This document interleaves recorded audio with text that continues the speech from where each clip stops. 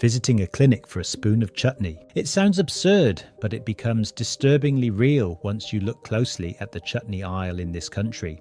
Shelf after shelf of jars built on sugar salt and syrupy fillers. The kind of mix that older bodies react to with pressure spikes, glucose swings and days of drained energy. I can't help but feeling angry because these jars hide behind friendly labels and cozy nostalgia while delivering hits no one expects from a tiny spoon. Worse, this wave has twisted the meaning of chutney itself.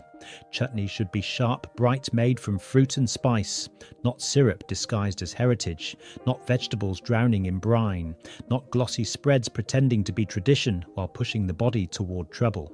So let's stop playing along. Today I am naming 5 jars that crossed every line jars your body works far harder to handle than you realise. But stay with me. You will also hear 2 safer choices and the simple rules that let you pick a clean chutney every single time. Number 1. Charwood's Mango Chutney. To be blunt, I think you should stay away from this first jar at all cost. Do not misunderstand me. Charwood's food is generally reliable. I grab its sauces often, especially the tikka and korma lines that genuinely work on a busy evening. But the mango chutney is nowhere near that standard. In fact, it feels like a completely different company made it. Even the mango tastes tired, flattened and stripped of the brightness you expect from real fruit. If you have a jar at home, open it and take a deep smell. You will understand immediately. There is no lift, no spark, none of the tang you want from mango. Instead, a heavy syrup-thick sweetness rises straight up, almost cloying, almost artificial. The texture follows the same logic, dense, sticky, glossy, in a way that feels engineered, more for longevity than freshness. That heaviness is not an accident, it is a warning. Too much sugar, too much salt, too much weight in every spoon. For older bodies, that mix lands harder than most people realise. A chutney packed this densely can push blood sugar upward in minutes, leaving energy unsteady and brittle. The salt works in the opposite direction, tightening pressure, placing strain where none is needed. And the worst part, because the sweetness is so strong and the mango so dull, you end up using more to compensate. 1 spoon becomes 2, then a smeared layer across the plate. By the end of the meal, your body has absorbed a surge it never asked for. But the disappointment is not only physical, it is cultural, it is culinary. This jar drifts far from what chutney is supposed to be. Real chutney should be alive, sharp acidity, bright fruit, the heat of spice, cutting through richness. It should accompany food, not suffocate it. You should be able to pair it with cheese, vegetables, meats, anything that needs a little burst. This one, you almost cannot eat it with anything at all. The sweetness overwhelms, the thickness dulls every bite, the salt burns through any nuance. What should refresh becomes a drag, a slow weight on the tongue. Think of proper chutney for a moment, uneven texture, bold fragrance, a quick sting of chili or citrus. It wakes a dish, it wakes you. Charwood's Mango Chutney does none of that. The colour is too uniform, the flavour too flat, the mango too lost under syrup. Nothing moves, nothing lifts. It is chutney reduced to sugar, carrying the name, but not the soul. So, here is my honest conclusion. Charwoods and chutney are not born for each other. If you are craving a clean, lively chutney, this jar is absolutely a no. You deserve better than syrup pretending to be spice and fruit. And if Charwood's already feels troublesome, you might be thinking of somewhere bigger, more familiar, almost a national default to the kind of jar every British home has bought at least once. A name that feels safe simply because it sells everywhere. The more popular it is, the more guaranteed it must be. Right, sadly not. The next jar hides even deeper problems, and its numbers tell a story most households never see until it's too late. Number 2. Tesco Mango Chutney. 1 spoon of Tesco Mango Chutney gives you roughly 9 grams of sugar and close to half a gram of salt. That is what enters your body before you even lift your fork. 1 small smear and you absorb the kind of load that pushes pressure upward and drags blood sugar off balance. And people still eat this chutney without a second thought. That blind trust irritates me because nothing about these numbers is harmless. Sugar at this level forces the body into a quick rise, then a slow crash. Salt tightens circulation and makes the heart work harder for no reason at all. A nutrition specialist once put it bluntly, small daily hits of salt and sugar do more damage than one heavy meal. Tesco's chutney fits that description perfectly. Not one dramatic strike, a steady drip that wears you down over time. But what truly unsettles me is how many people reach for this jar every single day. Tesco is everywhere. Its aisles churn with constant foot traffic from early morning to late evening. You do not need a sales report to feel the scale. You can see it in any branch at any hour. Row after row, jars picked up, tossed into baskets, scanned without hesitation.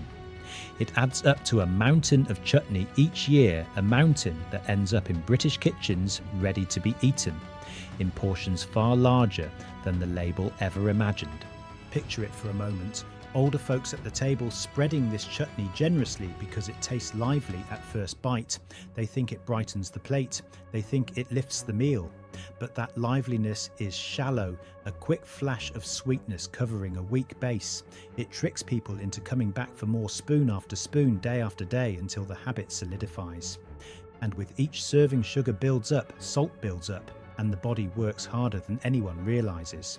What bothers me most is how this jar erases the memory of real chutney. Proper chutney carries sharpness, freshness, lightness. It wakes the palate. It moves with the food. Tesco's version drags. It coats everything in a sticky glaze that smothers the subtle flavours around it. After long enough, people forget the taste of true fruit and spice. They start believing this flat, sugary version is how chutney is supposed to be. And that is a quiet loss, not just for the meal, but for the feeling chutney should bring. Because chutney, when it is real, has a way of lifting your mood as much as your food. It cuts through heaviness. It adds clarity. This jar does the opposite. It weighs down dishes and it weighs down the body. So here is my honest conclusion. I love chutney, the real kind. The kind that sharpens a dull day and brings flavour back to life. And that is exactly why I will not touch this jar. If you feel the same way about chutney, you already know what to do when you see this one on the shelf. And if a household staple like Tesco can hide this much trouble in one spoon, imagine what happens when a premium jar promises refinement. The next chutney carries that promise and breaks it in ways that go even deeper. Number 3, Gita's lime and chili. Fairly to say, mango is not a light fruit. It is tasty, a little hot and naturally packed with sugar. So the hollow heaviness you felt in the last 2 jars has a partial excuse. Mango carries weight by nature. But what happens when we replace mango with lime and chili, 2 ingredients that should be sharp, clean, refreshing, and place that mixture inside a premium jar? Would we get anything brighter, lighter, closer to real chutney? Funnily, no. A big no. In fact, more problems rise up instead. And yes, I am talking about Gita. I still remember when Gita meant something. The name had weight. People across the UK trusted it because the food tasted alive, balanced, spice-honest, fruit-clean heat. You could open a jar and smell freshness before anything else. That reputation was earned. It was not built on marketing or polished labels. But this jar is not from that era. Do not let its elegant outlook fool you. Tesco and Charwood hit you with 1 arrow at a time. This one doubles. 2 bullets. 2 different impacts, both landing harder than you expect. The first bullet is the sugar, and it is not a whisper. Around 50 grams in 100 grams. That is the kind of sweetness that should not appear anywhere near a citrus-based chutney. Lime should brighten a dish, not drown under a syrupy blanket. But here, the sugar muffles, the citrus flattens the sparkle and turns what should be a sharp, refreshing bite into a thick sweetpress that refuses to lift off the tongue. The second bullet is the salt, about 4.5 grams in 100 grams in amount, that clashes violently with the natural acidity and heat. Lime pulls one way, chili pulls another, and the salt forces both into a tight corner. The result is a strange tension behind the ribs, a heaviness that builds instead of easing. A citrus chutney should breathe. This one constricts, and that feeling stays far longer than the taste. And yet this jar still stands proudly on aisles, dressed in promising words like authentic crafted premium. Nonsense. Premium chutney demands time, patience and spirit. A high standard lime chutney takes hours of slow work, letting the fruit settle, letting the spices open, letting flavour form naturally. You cannot rush that. You cannot perform it in a loud, efficient production line and hope a soul appears on the other side. When you buy this jar, you are paying £2.10, nearly triple the typical price for Gita's past, and the polish of its label, not the craft that once defined the name. Look deeper and you will see the gap. Proper lime chutney should cut through rich dishes like a clean blade. It should feel light, quick, refreshing, not dense, not draining, not heavy on the breath. This jar does the opposite. It drags. It crowds the palate. It leaves noise behind instead of clarity. And the saddest part is how quietly this happened. A brand once known for spirit now puts out a chutney missing its own heartbeat. My love for Gita still remains, but this jar has become a scar, the kind that lingers, the kind that reminds you of what was lost. I hope one day they put more soul back into this recipe so the feeling can return fully the way it once did in the early days. We're halfway down the road, and if you believe the jars ahead will be any gentler, I must prepare you. Hold tight. The next name opens a darker door, one built on comfort and familiarity, but hiding far more than it admits. Number 4, Branston Original Pickle. You think you know this jar? You really don't. Branston has been in British cupboards for generations, passed across tables as if it were part of the nation's furniture. But familiarity is no shield, and once you look past the comfort, the truth becomes impossible to ignore. Around 31 grams of sugar and roughly 3.5 grams of salt in every 100 grams. Across the years, people have been spreading a disguised load onto their plates without ever realizing how steep the hit truly is. The scent tells you more than the label ever will. A briny punch rises first, sharp, sweet, acidic, all fighting for space in one breath. The texture follows the same pattern, thick cuts of vegetables soaked in a syruped glaze, heavy even before it reaches the tongue. And when it does, the salt arrives fast. It settles in the chest like a pressure weight, not bright or biting like proper pickle should be. Instead of lifting a meal, it drags it downward. Instead of waking your palate, it crowds it. Real British pickling was never meant to behave like this. A good pickle should have bite clarity, a quick spark of vinegar that cuts cleanly through cheese or meat. It should give the mouth a small jolt, not a slow pull. Branston used to hold that balance years ago. But somewhere along the line, the formula grew thicker, sweeter and far heavier. Under the nostalgia, the creeping strain of salt and sugar began to take over, disguising itself as warmth and tradition. And that is the most dangerous part. Tradition blinds people. Under the nostalgia, jars like this become invisible. People trust Branston because it feels like home, not because they've ever questioned what's inside. They spread it quickly, generously, believing nothing harmful could come from a jar they've known since childhood. But salt at this level doesn't behave gently. It doesn't whisper. It settles. It presses. During a quick spread, it slips into the body with a quiet force, and sugar follows beneath it, adding weight where no meal needs it. Walk down any store aisle and you'll see how this trust keeps the jar alive. Branston sits confidently on the shelf, the familiar brown and yellow label almost daring you to doubt it. The brand knows the power of memory. It knows people feel safe with what they grew up with. But safety should not come with an aftertaste of heaviness. And a condiment that once balanced a sandwich should not now leave the body working harder than the meal itself. I do not say this lightly. Branston has been part of this country's eating habits for longer than most brands can dream of. It carried families through school lunches, pub picnics, rainy afternoons with quick bread and cheese. I respect that history, but respect cannot excuse the turn this jar has taken. It is thicker, sharper, sweeter in the wrong places, duller in the right ones. It weighs on the food and it weighs on the person eating it. Some traditions stay steady, this one has slipped.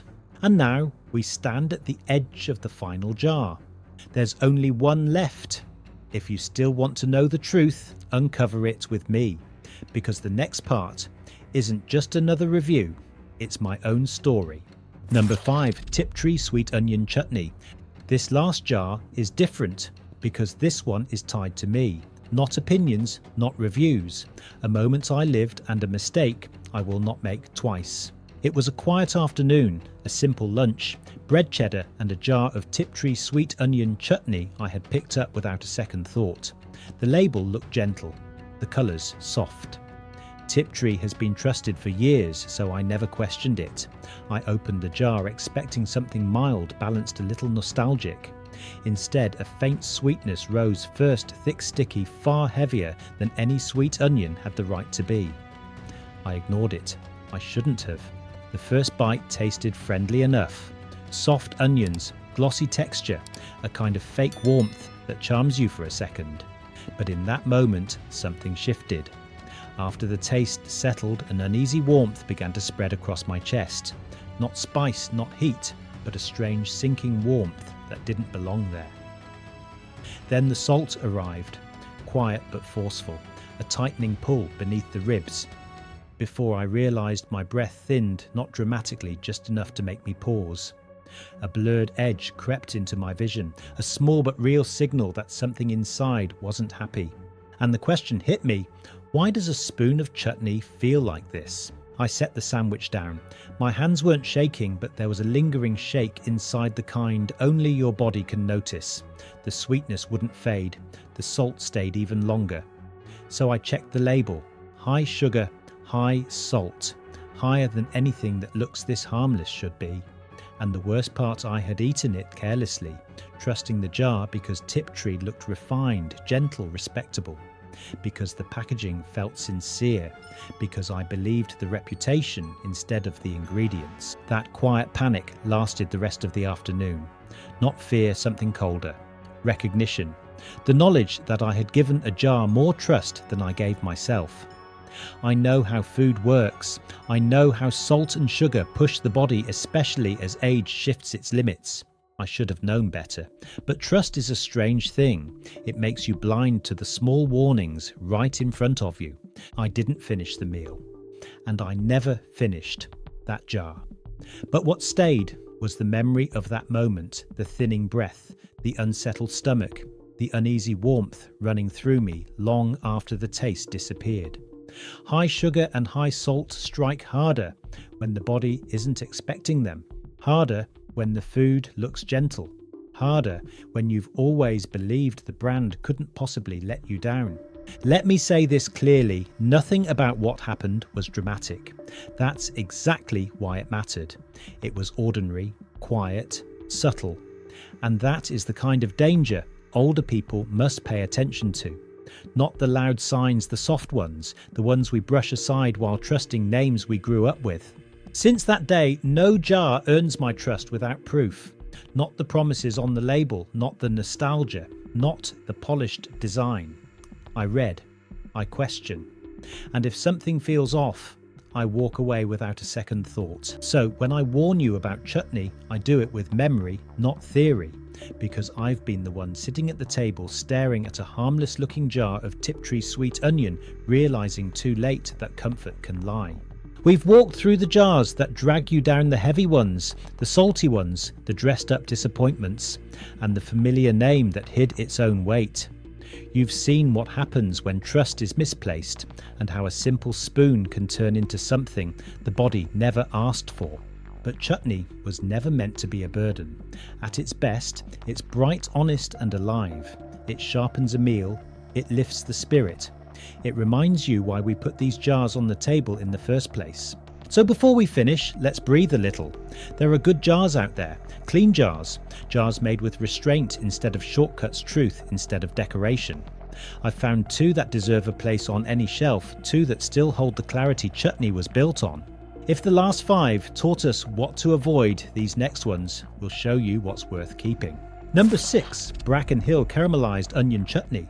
Let me tell you the name right away because this one deserves to stand in the light Bracken Hill caramelised onion chutney. A small Yorkshire jar with no loud colours, no dramatic promises, no sugary sparkle. It almost hides itself on the shelf, and maybe that's what I like most. The jars that whisper are usually the ones worth opening. The first time I brought Bracken Hill home, I didn't expect much. After tasting so many jars that felt heavy, sharp or tiring, I was ready to be disappointed again. But the moment I twisted the lid and caught that soft scent of onions, apples and gentle vinegar, I felt something I hadn't felt in a long time. Relief. Simple, quiet relief. Inside this jar, everything is straightforward. Onion, apple, wine vinegar, date spices, sea salt, chilli. Nothing artificial, nothing swollen with additives. Nothing that makes you squint at the label and wonder what you're feeding yourself. You taste the onions first, tender, warm, naturally sweet without the harsh, sticky hit of syrup. The apples add roundness. The dates deepen the sweetness in a way that feels slow and thoughtful, and the vinegar. It doesn't slap the tongue like many jars do. It guides the flavour, gently letting everything open at its own pace. Most chutneys these days try to impress you in the first second. Bracken Hill takes its time, and that patience shows. Then comes the part older folks will appreciate. The salt is low, not medium, not reasonable, but genuinely low. After so many jars that tightened the chest or left the tongue burning with brine, Bracken Hill feels like someone finally remembered that a condiment shouldn't wage war on your blood pressure. It sits quietly in the background, lifting flavour instead of overpowering it. And the sweetness, much lower than the jars we tore apart earlier, comes from fruit, not syrup. You taste that difference in the finish: clean, not sticky, warm, not smothering, comforting, not exhausting. Now, I won't pretend Bracken Hill is perfect. Perfection is usually the territory of products pumped with enhancers, and we're not looking for that. Because when a chutney relies on natural ingredients instead of chemical shortcuts, the flavour doesn't explode on the first bite. It doesn't rush at you. Some might even call it mild. And they'd be right. Bracken Hill doesn't perform. It converses. It sits beside your meal instead of dominating it. If you're someone who wants a tangy punch or a dramatic sparkle, this jar may feel too soft. But for those who want food that respects the body as much as the palate, especially as years make balance more delicate, that softness is exactly its strength. Eating Bracken Hill feels like talking to someone gentle, someone who doesn't raise their voice, someone who tells the truth quietly, steadily, without pressure. In a world of jars that shout, this one speaks in a tone older hearts can trust. Bracken Hill isn't here to prove anything. It's here to remind you what chutney tasted like before shortcuts diluted the craft. And after everything we've uncovered so far, it feels right to end with at least one jar that treats you and your body with a bit of kindness. Number 7. Rosemary's no added sugar, fig and apple. Among all the chutneys on the shelf, Rosemary's no added sugar, fig and apple chutney stands out for a simple reason: it has a point of view. It comes from the Wooden Spoon Preserving Company in Kent, a small British producer that has been making traditional preserves for decades. There's nothing flashy about the branding, nothing loud in the design. Instead, what you see is a jar made by people who genuinely care about what goes inside it.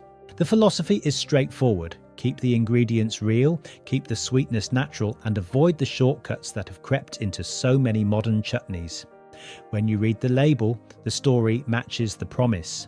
Apples, figs, onions, dried fruits, vinegar, spices, all things you recognise immediately. There are no added sugars, no syrups, no colourings, and no strange flavourings tucked into a corner of the label. The sweetness comes from fruit alone, which makes the flavour gentle and steady rather than explosive or aggressive. What you taste is exactly what the jar tells you to expect.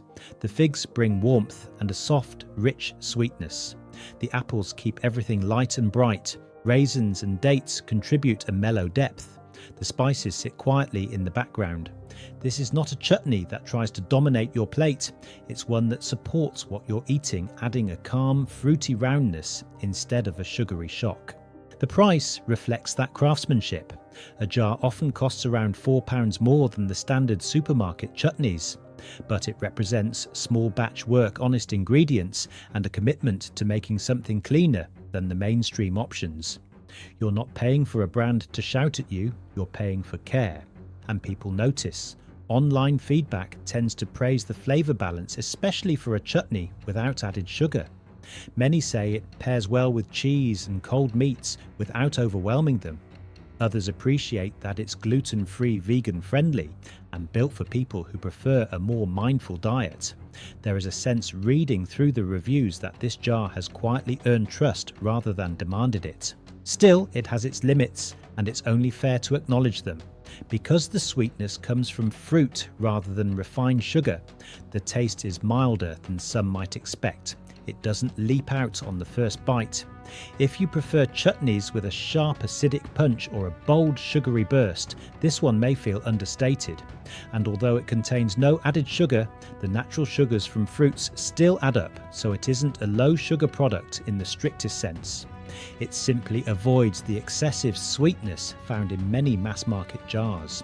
The jar is also small for its price. If chutney is something you use generously or often, this might not be the most cost-efficient option. It's meant for thoughtful meals, not for piling onto large plates day after day. Its value comes from balance and restraint, not bulk. But for people who want a chutney that respects both flavour and health, especially anyone trying to avoid the hidden salt and sugar traps in the bigger brands, Rosemary's offers a sensible middle ground. It tastes natural, it feels gentle on the body, and it fits comfortably into a more careful way of eating. It isn't a jar that performs, it isn't a jar that overwhelms. It's a jar that understands its purpose. How to spot good chutney. When you find a jar that feels honest, like the ones we've just talked about, it's natural to wonder how to choose the next one on your own. Not every chutney will announce its intentions clearly, and the packaging can sometimes speak louder than the ingredients, but choosing a clean jar is simpler than it looks, and once you know what to focus on, the whole shelf becomes easier to understand. First, look at the ingredients in the plainest way possible. A good chutney always shows you real food before anything else, fruit at the top, vinegar sitting just below it, spices near the end. The label should feel straightforward. If the first line is glucose syrup, if you see colourings, if flavouring appears without explanation, or if salt climbs too high in the order, place the jar back. A good chutney starts with recognisable ingredients. The rest is noise. Then look at the numbers. You don't need to memorise nutrition charts, just aim for balance. Sugar under 30 grams per 100 is a steady place to start, and salt under 1 gram keeps things cleaner for everyday use. Chutney will never count as a health food, but it doesn't need to burden the body either. A stable jar is one that gives flavour without forcing the heart or the bloodstream to work harder than the meal itself. After that, pay attention to texture and smell. A natural chutney shows its fruit visibly. The acidity should feel gentle, not sharp. When you open the lid, the scent should lean toward warm fruit and light spices, not chemical sweetness or a harsh vinegar rush. Industrial chutneys often look glossy in an unnatural way, as if they've been coated rather than cooked. A clean jar feels calm even before the first taste. Finally, consider the price and the story behind it. Cheap chutneys often hide their cost by filling the recipe with syrup because sugar is the easiest way to mask thin ingredients. But expensive jars aren't automatically better. Either some rely on polished packaging instead of craft. What you want is a brand with a clear identity, small batch makers, regional producers, or companies with a quiet, long-standing reputation for doing things properly. These are the jars made by people who understand preserving as a practice, not a performance. If you keep these steps in mind, choosing chutney becomes less about guessing and more about reading what's already there. A good jar won't shout, it won't seduce you with slogans. It sits on the shelf the way good food should sit, clean, visible, steady and honest. And if a jar meets these tests, it will serve you well without demanding anything back from your body. In the end, chutney was never meant to be complicated. It was meant to sit quietly on the table, add a little brightness, and leave you feeling comfortable after the meal. That's all. If this video has shown anything, it's that some jars honour that purpose and some drift far from it. What matters now is choosing the ones that treat your body and your meals with the same respect you give them. So take your time, read the label and trust your judgment. A good jar will always make itself known when you look closely enough.